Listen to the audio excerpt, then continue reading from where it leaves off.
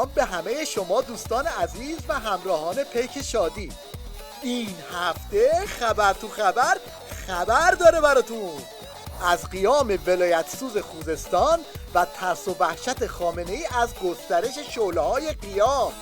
ببینید این یزید چه ننه من غریبم بازی در آورده. در این 7 روز اخیر یکی از نگرانی های ما مسئله خوزستان و مسئله آب مردم و مشکلات مردم بود.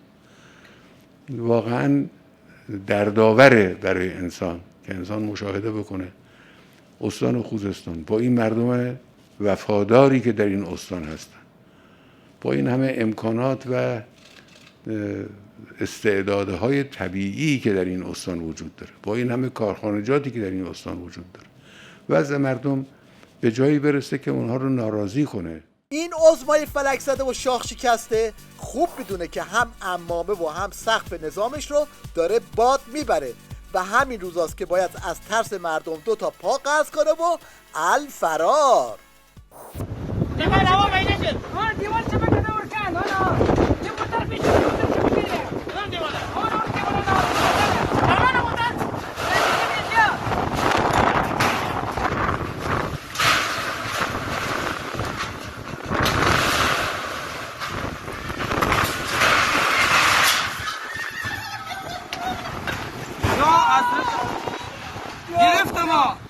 گرفتم.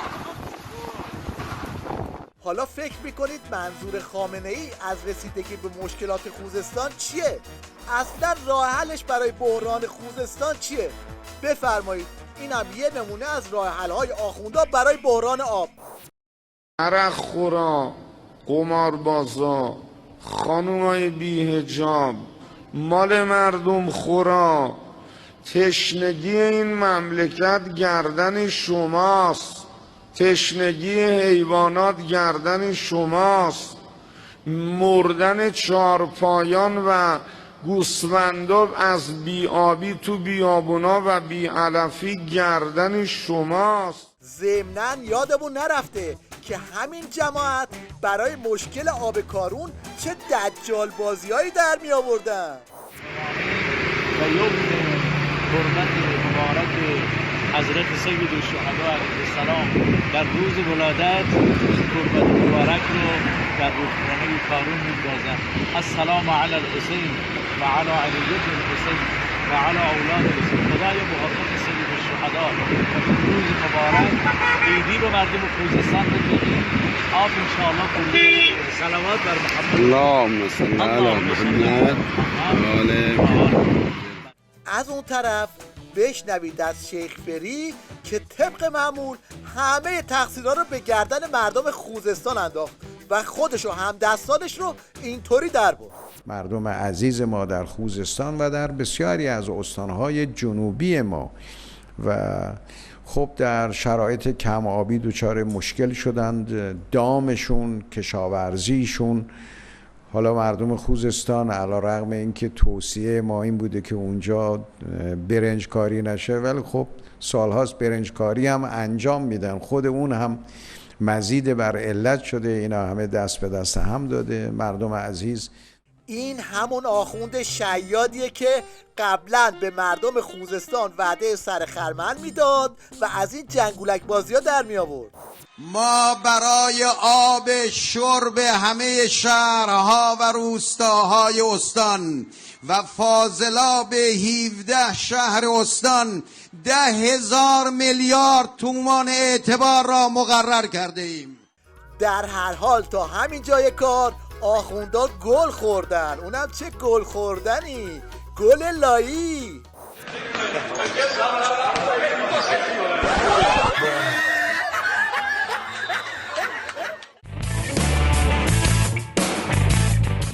حالا که تا اینجا اومدیم خوبه یادی کنیم از این روزه قدیمی عظما که این روزا تو فضای مجازی دست به دست میشه. 2-3 ساعت برق خانه شما در تابستان قطع بشه. پدر و مادر ناراحت از گرمازدگی خودشون نیستن. مادر خانه وقتی نگاه میکنه میبینه این بچه قنداقیش از گرما خوابش نمیبره، جگر او آتش میگیره. حالا شما در عصر عاشورا ببینید در خیمه های سید شهدا با اون گرما، با اون آتش، با اون تشنگی چه میگذشت به خاطر همین بچه کوچک. اگر به قدر نصف استکان آب به امام حسین میدادن رفع آتش علی است. تو این سالیان خامنه ای اینقدر میخ دزدی و غارت و جنایت دور خودش کوبیده که حالا خودش اون وسط گیر کرده و راه دررویی هم نداره.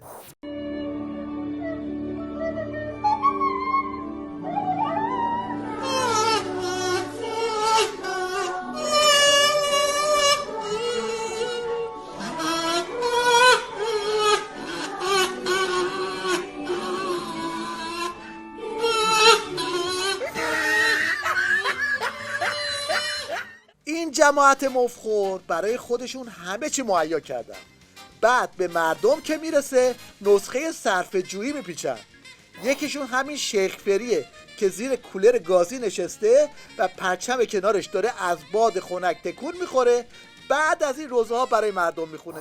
سخنم رو از تأسف به خاطر مشکلاتی که مردم در این چند روز برای استفاده از برق مواجه شدند آغاز میکنم و بعد توضیح میدم تصمیماتی که اتخاذ شده.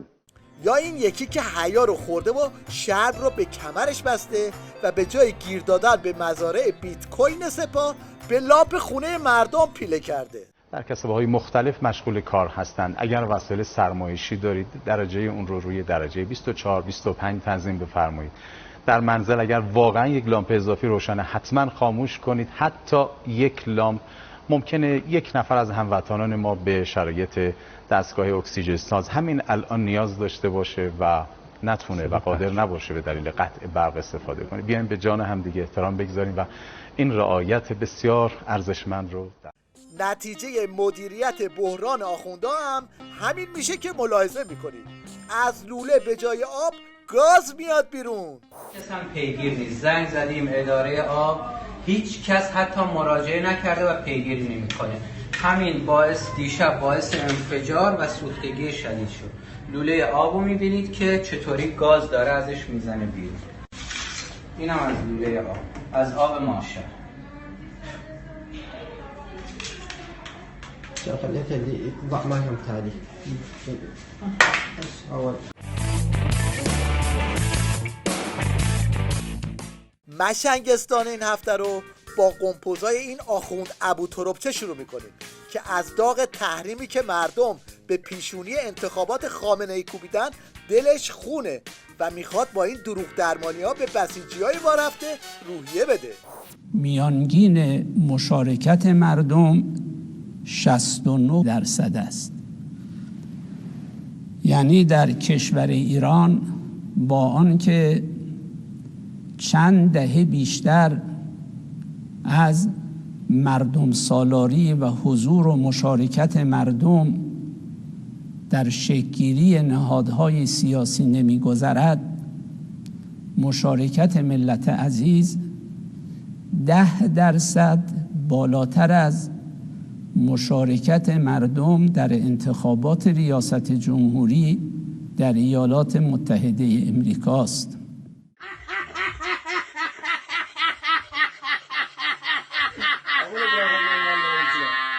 این جماعت مشنگ در حالی از این خالی بندی ها میکنن که از پس یه واکسیناسیون ساده هم بر نمیان و این وضعیت واکسیناسیون در ایرانه. صف وایسن تو قومه ماله بالای 60 سال. فقط نگاه کنید طرز نوبتدهی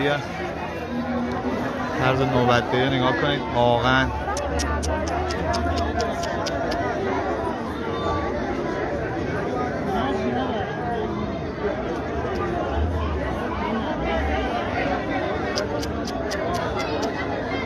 نوبت میده. فیلم برداری کن نه کنترل. همون عزمایی که واردات واکسن رو به ایران ممنوع کرد به آخوندهای مشنگ و تاریخ در رفته مجوز داده که تحت عنوان مقابله با کرونا هر جفنگی رو ببافن. یکیشون این دکتر دوغکیه که از تجویز روغن بنفشه به دادن راه حل برای پیشگیری از کرونا رسیده و میگه راهش اینه که موهاتون رو شونه بزنید. پس اینایی که میخوان به وبا کرونا گرفتار نشن، مبتلا نشن، مرتب موهای سرشون را شانه کنند، هم باعث زیبایی و هم پیشگیری از وبا، پیشگیری از بیماری همگانی، پیشگیری از کرونا است. اون روزی که امام مشنگا با تخصص ضدیت میکرد و میگفت هر چی میکشیم از دانشگاهه، دنبال تولید یه چنین نخاله هایی بود. هرچی متخصص تر بدتر، ما را خواهی نخواهی دانشگاه میکشد به دامن آمریکا یا شوروی. این نمیشد غیر از این، برای اینکه اساس از دانشگاه شروع میشد. دانشگاه بدترین مرکزی است برای اینکه ما را به تباهی بکشد. تو همین اوضاع و احواله که نفرت از آخوندها روز به روز بیشتر میشه و کار به جایی میرسه که خودشون هم به همین وضعیت اعتراف میکنن. من یه طلبه کوچک با یک جوون برخورد میکنم، میگم اجازه میدی باید حرف بزنم؟ میگه من از شما آخوندا متنفرم، مرد شور همه تونم ببر. قشنگ به من گفتن. خلاصه این که هیچ راه نجاتی برای عظما و جک و جونوراش نیست و همین روزاست که کل نظامشون به فنا بره.